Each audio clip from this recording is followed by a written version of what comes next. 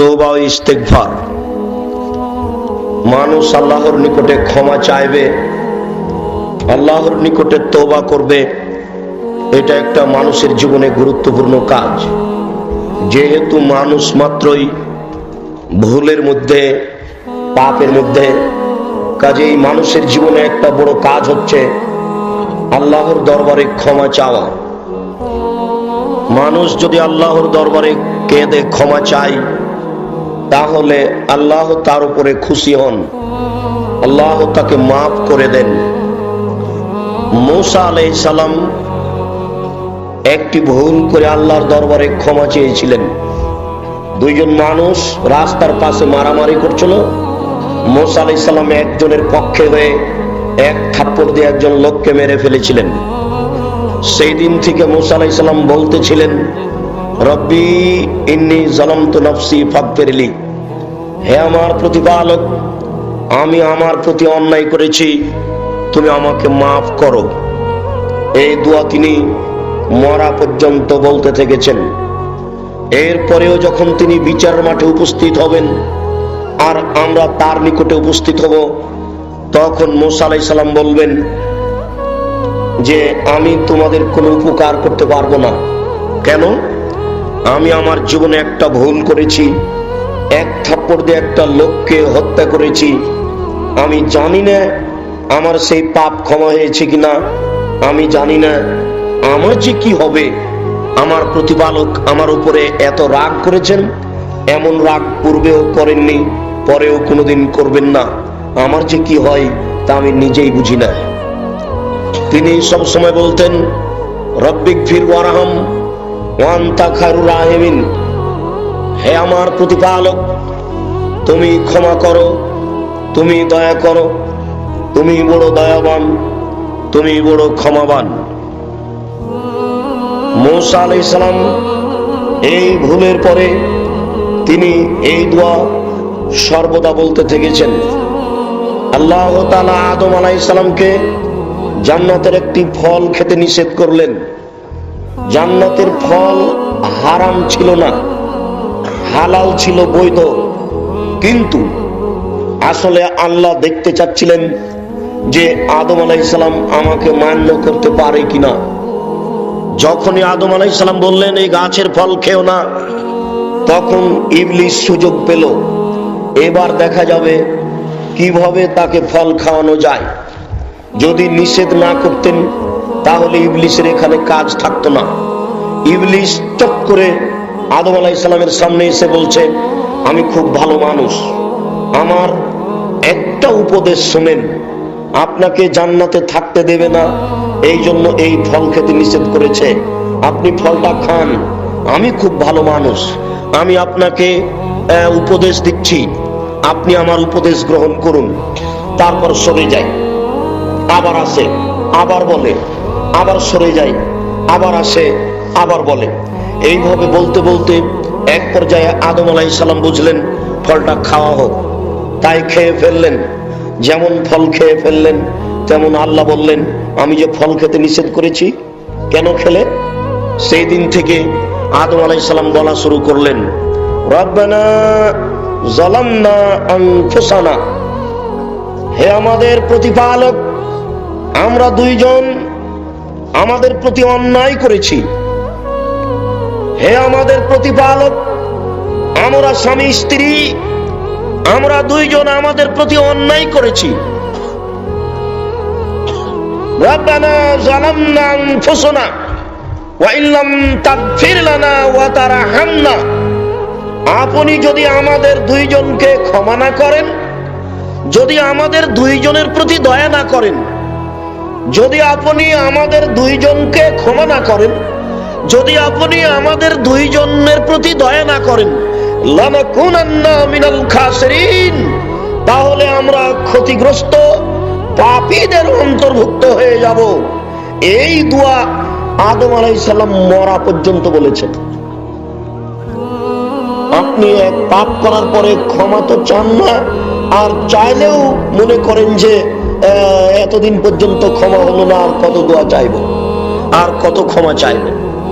বিচারের মাঠে যখন আমরা আদম আলাইহিস সালামের কাছে উপস্থিত হব, আমরা উপস্থিত হয়ে বলবো ইন্নাকা আদম আবুন নাস, আপনি হচ্ছেন আদম, আপনি হচ্ছেন মানুষের পিতা। কাদ খালাকাকাল্লাহু বিয়াদিহি, আল্লাহ আপনাকে নিজ হাতে সৃষ্টি করেছেন।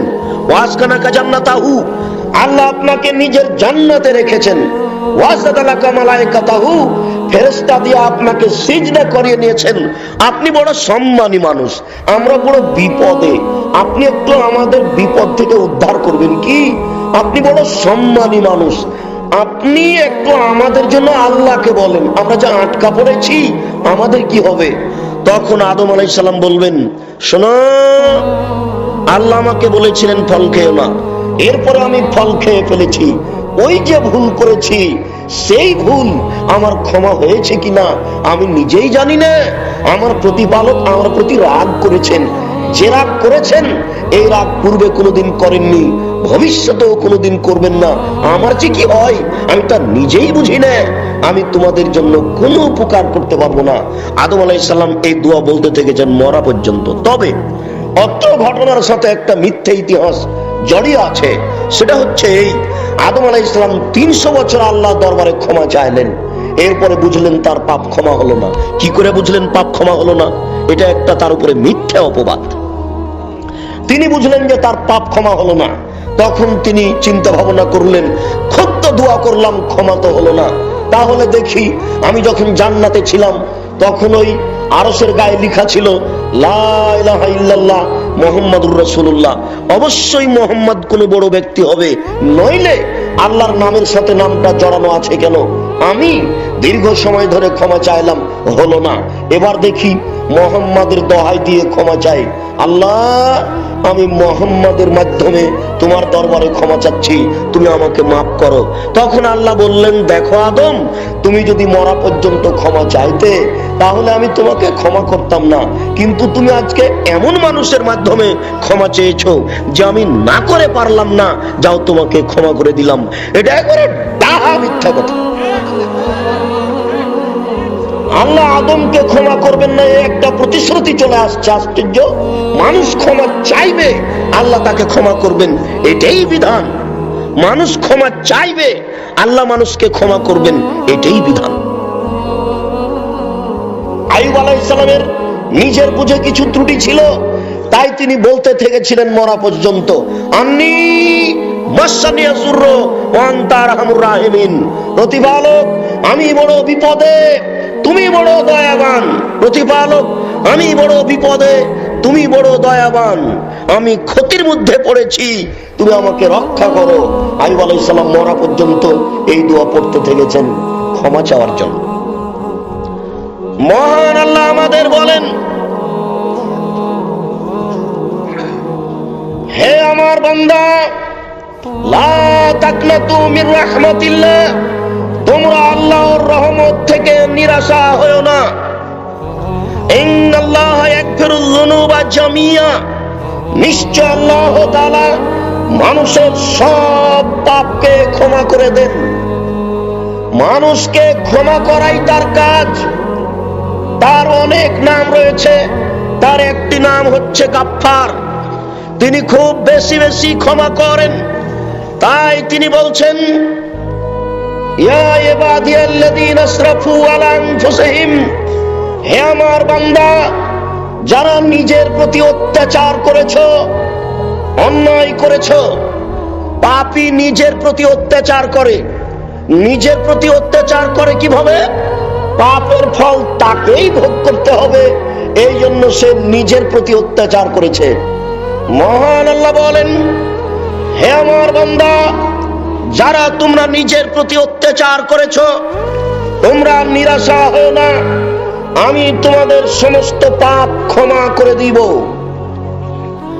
মহান আল্লাহ বলেন, ফালাম আন্নাহু লা ইলাহা ইল্লাল্লাহ, এই বিদ্যা অর্জন করো যে আল্লাহ ছাড়া কোনো মাবুদ নেই।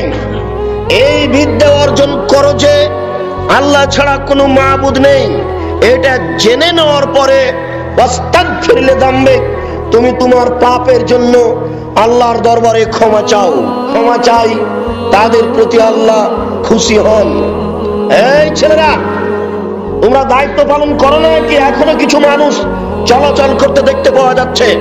যারা আপনারা রাস্তাঘাটে আছেন, দোকানপাটে আছেন, ঘুমন্ত অবস্থায় আছেন, সকল দিনই ভাই বোনকে চলাচল বন্ধ করে, কথাবার্তা বন্ধ করে, ক্রয় বিক্রয় লেনদেন বন্ধ করে, ঘুম বন্ধ করে গুরুত্বপূর্ণ আলোচনা শোনার জন্য জোরালোভাবে অনুরোধ করা হচ্ছে। নিজ নিজ কর্ম ত্যাগ করে, ব্যস্ততা ত্যাগ করে, চলাচল বন্ধ করে গুরুত্বপূর্ণ আলোচনা শোনার জন্য চেষ্টা করুন। আবু হুরায়রা রাদিয়াল্লাহু তাআলা আনহু বলেন, রাসূল সাল্লাল্লাহু আলাইহি ওয়াসাল্লাম বলেছেন, ইন্না আবদান, যখন কোনো মানুষ আজনাবা জামবান, কোনো পাপ করে, ইন্না আবদান, যখন কোনো মানুষ আজনামা জামবান, কোনো পাপ করে, এরপরে বলে রব্বি আজনাবতু ফাগফিরলি, হে আমার প্রতিপালক, আমি পাপ করেছি, তুমি আমাকে ক্ষমা করো। মানুষ যখন এই কথা বলে, আল্লাহ তাআলা, তখন আল্লাহ তাআলা বলেন, আলেমা আব্দি, আমার দাসী কি জানে আন্নাল্লাহু রাব্বুন, যে তার একজন প্রতিপালক রয়েছেন? আন্নাল্লাহু রাব্বান, তার জন্য তার একজন প্রতিপালক রয়েছেন। আমার দাসী কি জানে যে তার একজন প্রতিপালক রয়েছেন? একফিরুয যামবা, যিনি পাপকে ক্ষমা করতে পারেন, ওয়ায়াখযু বিহি, যিনি শাস্তি দিতে পারেন। আমার দাসী কি জানে যে তার একজন প্রতিপালক রয়েছেন, যিনি ক্ষমা করতে পারেন, যিনি শাস্তি দিতে পারেন? যদি জেনে শুনে আমাকে বলে থাকে কাদ্দাফারতু লাহু, আমি তাকে মাফ করে দিলাম। সুমা মাকাশা মাশাআল্লাহু তাআলা, এরপরে ওই দাসী থাকলো, থাকে দিন যায়, থাকে দিন যায়, থাকে দিন যায়, ফাজনাবা জামবান, হঠাৎ আবার পাপ করে বসলো। পাপ করার পরে বলল, রব্বি, হে আমার প্রতিপালক, আজনাবতু, আমি পাপ করেছি, ফাগফিরহুলি, তুমি আমার ওই পাপ ক্ষমা করে দাও। তখন আল্লাহ তাআলা বলেন, কার আল্লাহ তাআলা, আল্লাহ তাআলা বলেন, আলেমা আব্দি, আমার দাসী কি জানে আন্নাল্লাহু রাব্বান, তার একজন প্রতিপালক রয়েছেন, একফিরুয যামবা, যিনি পাপ ক্ষমা করতে পারেন, ওয়ায়াখযু বিহি, যিনি শাস্তি দিতে পারেন। জেনে শুনে কি বলছে? যদি জেনে শুনে বলে থাকে কাদ গাফারতু লাহু, আমি তাকে মাফ করে দিই। সুমা মাকাশা মাশাআল্লাহু তাআলা, এরপরে থাকে দিন যায়, থাকে দিন যায়, রাত্রি যায়, থাকে দিন যায়, রাত্রি যায়, ফাজনাবা জামবান, আবার কোনদিন পাপ করে বসলো। পাপ করার পরে বলে, রব্বি, হে আমার প্রতিপালক, আজনাবতু, আমি পাপ করেছি, ফাগফিরহুলি, তুমি আমার ওই পাপ ক্ষমা করে দাও। তখন আল্লাহ তাআলা বলেন, আলেমা আব্দি, আমার দাসী কি জানে আন্নাল্লাহু রাব্বান, তার একজন প্রতিপালক রয়েছেন, একফিরুয যামবা, যিনি ক্ষমা করতে পারেন, ওয়ায়াখযু বিহি, যিনি শাস্তি দিতে পারেন। যদি জেনে শুনে বলে আমি ক্ষমা করতে পারি, এটা যদি জেনে শুনে বলে আমি শাস্তি দিতে পারি, এটা যদি জেনে শুনে বলে কাদ গাফারতু লাহু, আমি তাকে মাফ করে দিলাম।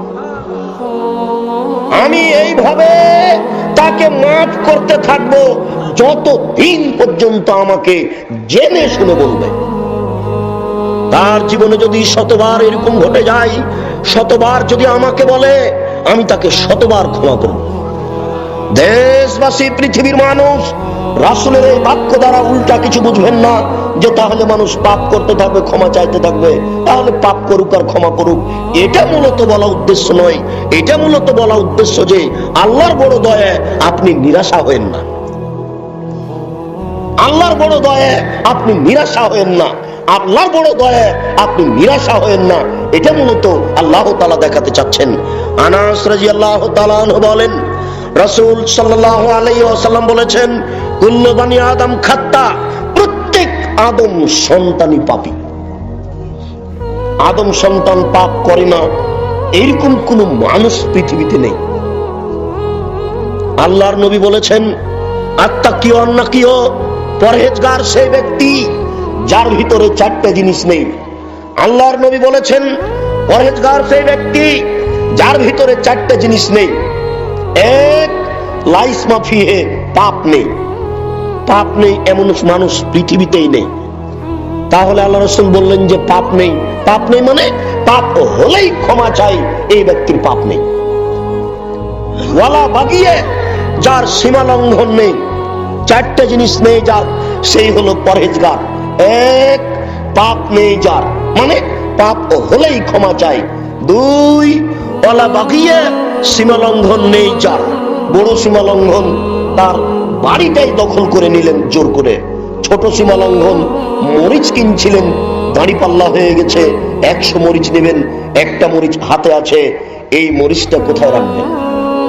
যদি আপনার পাল্লায় রাখেন তাহলে আপনি সীমা লঙ্ঘনকারী, যদি আপনার ব্যাগে রাখেন আপনি সীমা লঙ্ঘনকারী।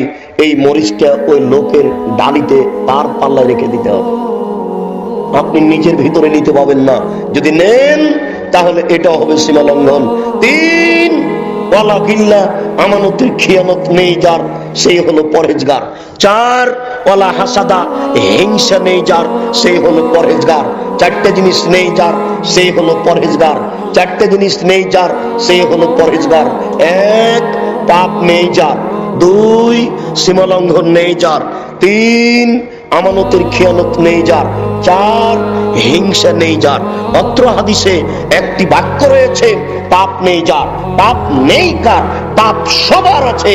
তাহলে আল্লাহ রাসূল বলছেন আদম সন্তান প্রত্যেকেই পাপী। পাপ নেই যার, কিভাবে তাহলে হলো? পাপ হলে ক্ষমা চাই, এই ব্যক্তির পাপ নেই। আল্লাহর নবী বলছেন খায়রুল খাত্তাইনাত তাওয়াবুন, সবচেয়ে ভালো পাপী হচ্ছে ওই ব্যক্তি যে ব্যক্তি পাপ করে ক্ষমা চায়। তো পাপী তো সবাই, ভালো কে? পাপী তো সবাই, ভালো কে? বিভিন্ন দিক দিয়ে মানুষ পাপ করে।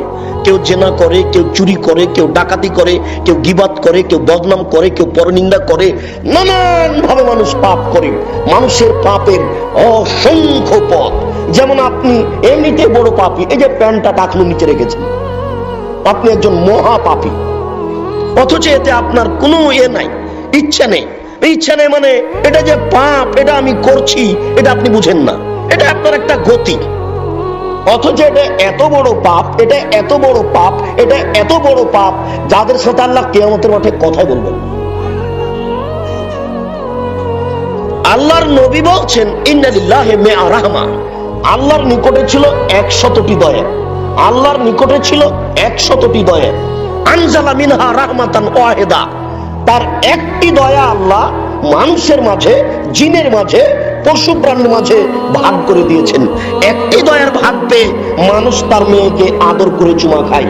একটি দয়ার ভাগ পেয়ে মানুষ তার ছেলেকে আব্বু বলে ডাকে।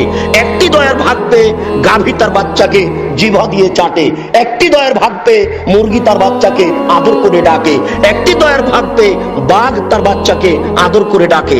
একটি দয়ার ভাগ পেয়ে সাপ তার বাচ্চাকে আদর করে ডাকে।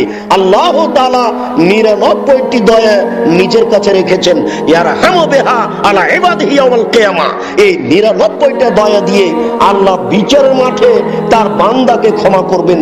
এরপরেও 3 শ্রেণীর মানুষের সাথে কথা বলবেন না, তারা কত বড় পাপী। তার এক শ্রেণীর মানুষ হচ্ছে টাকনুর নিচে পায়জামার লুঙ্গি পরে যারা। মানুষ বিভিন্ন ভাবে পাপ করে, তার একটা পাপ যেটা মানুষ সহজেই করে, কিছুই মনে করে না,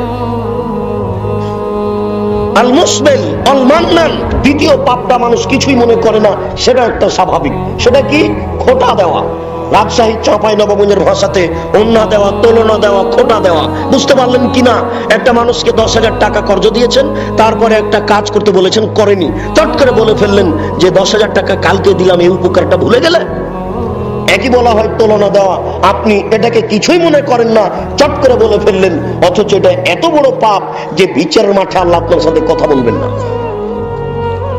আর তৃতীয় পাপ হচ্ছে আল মুনাফিকু সিলাতাহু বিল হালাফিল কাযিব, মিথ্যা কথায় ব্যবসা করা।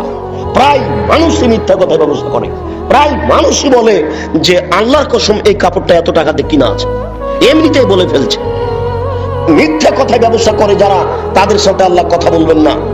শুনুন, রাসূল সাল্লাল্লাহু আলাইহি ওয়াসাল্লাম বলেন কুল্লু বানি আদম খাত্তা, আদম সন্তানের প্রত্যেকেই পাপী। খায়রুল খাত্তাইনাত তাওয়াবুন, সবচেয়ে ভালো পাপী ওই যে ব্যক্তি পাপ করে ক্ষমা চায়। সবাই পাপী, তাহলে ভালো কে?